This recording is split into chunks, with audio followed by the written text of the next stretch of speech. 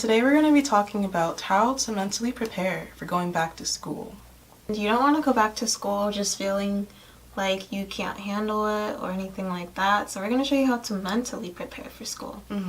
Because you have to have mental strength to even deal with everything that school involves, going back to a schedule and dealing with teachers and all that. So being busy all the time, yeah, not having time for yourself. So we're going to help you guys mentally prepare, and we're also going to be trying to mentally prepare ourselves because we're going back to school pretty soon.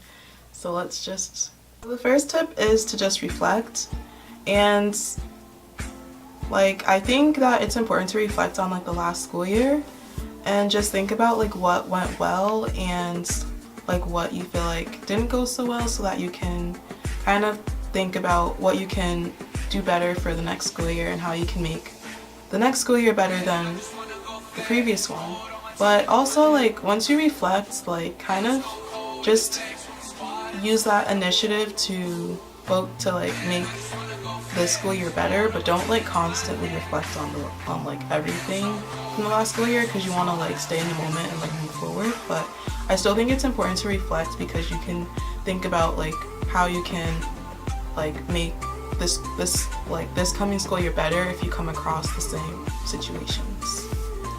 Yeah, so the next tip is to enjoy your last days. This is actually kind of a hard tip because I know a lot of people tend to freak out when it's close to school and all they care about is being ready for school, and also just I don't know, it's kind of since they know school is coming, they kind of just feel like summer is over. Yeah. Summer is not over, okay? It's still time. Even if you started school, it's still summer. So just because there's school doesn't mean that you can't enjoy these last days of summer. Yeah, so basically just don't limit yourself just because school is about to come. You can still have fun, hang out with your friends, enjoy the weather, get some ice cream, just do something fun before school starts.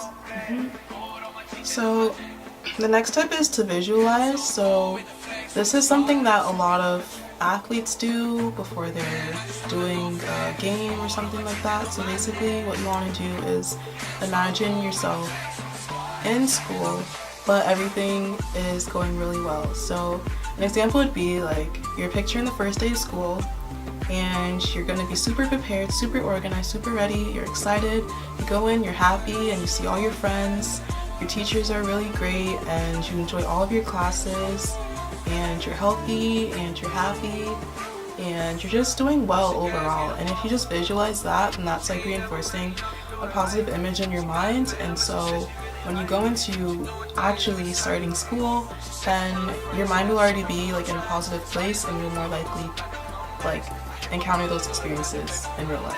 That's good tip. The next tip is to relax. Literally, that's it. Just relax. I know it seems hard to do, but honestly, stress does affect your body, whether you think so or not. So please just try to relax in any way possible. Whether that's listening to music for you. I know some people like yoga. I don't know, just any way that you like to relax. If you play an instrument and that helps you, play your instrument. Or make your music or dance. Do whatever is an outlet for you to just not feel stressed out. But just do whatever you can to not feel stressed out. And just remember that you are in control of how stressed you are. So even if you encounter a situation that you weren't expecting, just still try to relax about it and not overthink it or just get really upset about it, because it's going to affect your body, it's going to affect your health, it's going to affect your mental health. It's just not good. So, just relax. Going off of relaxing, my next tip is to just organize. So the more organized you are, the more relaxed you'll feel, and the less likely you'll be stressed out. So a good thing to do is really plan out your time. And if you need to, make time for yourself, make time to relax, and put that in your schedule, because if it's not in your schedule, then more than likely you're not going to do it.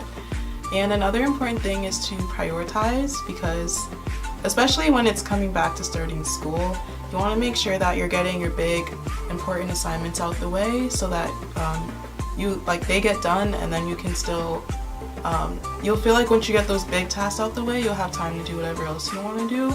And so time management is really important. So if you organize your time well, then you'll more likely be successful for the school year.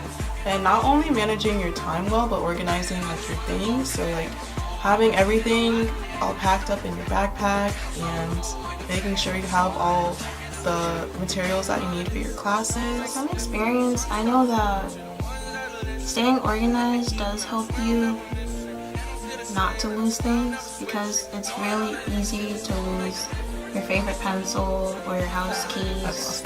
Like anything that's really important to you, like even your student ID, just like stay organized and always keep your things in the same place so that you know where it is. And another thing about procrastination is that like I'm the queen of it, and it's not something that you should be proud of, but I know like when you actually do your assignments on time and whatever else that's really important, it's like a huge weight off your shoulders. And I think the main point we're trying to bring home is that you should just be as relaxed and stress-free as possible. So all these things are gonna help with that. Yeah, because once you get like all your schoolwork and stuff, that's just added on top. But if you like start off with that foundation of having that, you know, relaxed and, you know, just like chill. stable, like everything's good. Yeah. So the next tip is sleep. And a lot of, especially college students, feel like sleep is optional. And it's kind of sad, but some people really brag about how little sleep they've gotten. Like I know someone who has stayed up, literally did not get any sleep for 3 days straight. And they're like happy about that or something. And it's like, yes, you do get a lot of stuff done, but it's really terrible for your body. In fact, your body does so much better when it has the sleep that it needs. Like it needs sleep. So when you get the amount of sleep that you need, you'll perform better. And I know like, I think the amount of sleep that you need depends on each person. I know some people need more sleep than others. Like I know I used to think that I needed 8 hours of sleep every night, but I think you kind of have to like test your body and just see how much your body naturally wants to sleep. So I think for me like 7 to 7.5 hours is good for me, but I think my body feels like 8 hours is too long.